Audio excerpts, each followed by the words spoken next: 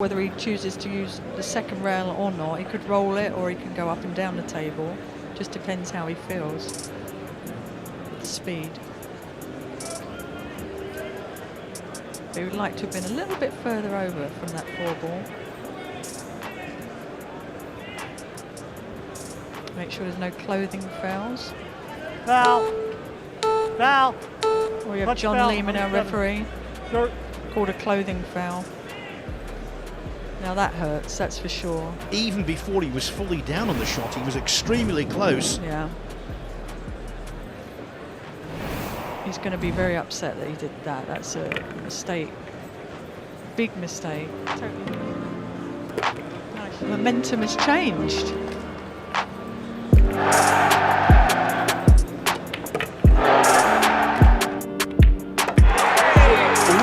Over the table, Team Europe with 3-0 up. Here it is, and your top supposedly touched that ball, and the referee stopped you. He called a foul, and then it was ball in hand for the Americans. And from 3-0 up, the Europeans went on to lose 5-3, and that was the first point of the first day's play. What's your take on that? So 100% that wasn't a foul if you see it from the other side. So the referee, it was behind me, and the shirt looks like I'm on top of the ball, but actually the shirt is coming like this, so I'm not touching the ball. I asked the other players from the Team USA that they were in the other side, and they say it wasn't foul. So it's all right, it happens, but it's not supposed to happen because it's big. If it's 3-0, I go 4-0, I don't think they can win that match again.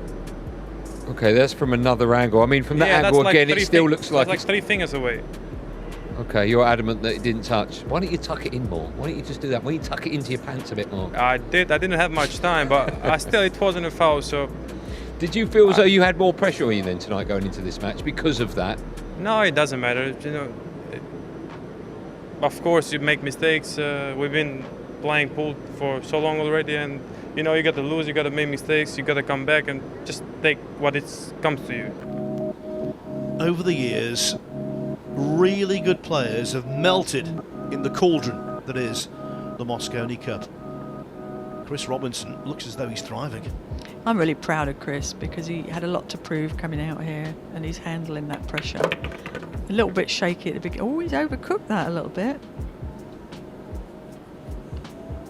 He made that a lot tougher than it needed to be, but we'll see. He's got to be a little bit disappointed with that. That's adrenaline, I'm sure. Kachi's looking on. You might still have a chance to be back at the table, you never know.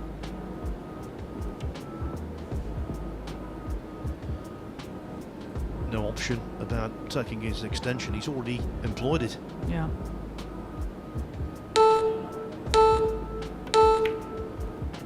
Wow. Oops. Ooh, ooh, ooh. Well, he just took the bank. He took a shot and he's unfortunately left himself another bank. This is all in. All on red.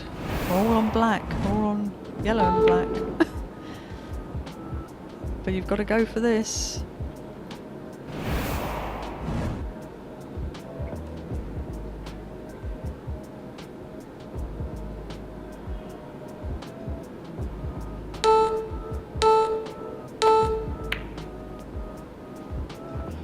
Wow. Oh, that's the worst thing that could have happened to him there. He was so close to victory. What an immense moment! So they've got to decide whether they want to push out or give it back. Just to briefly answer your question, adding them all up, I think it was 7 Mosconi Cups that Jeremy Jones played in, and they only lost 2 of them. Well, that's a lovely record to have, isn't it?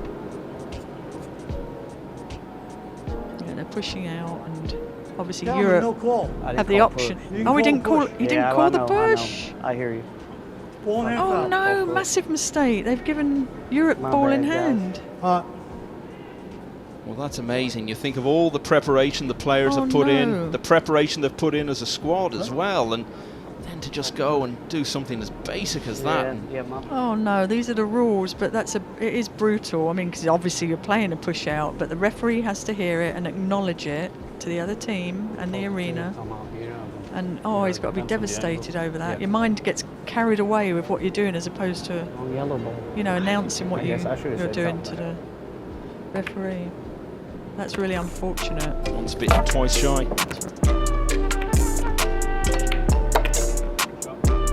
It looks as though it's gifted this rack and ultimately the match to the Europeans. Yeah, I bet they can't believe that. Well, they've worked really well together as a team. A lot of trust in each other. And it's Scotland's Jason Shaw.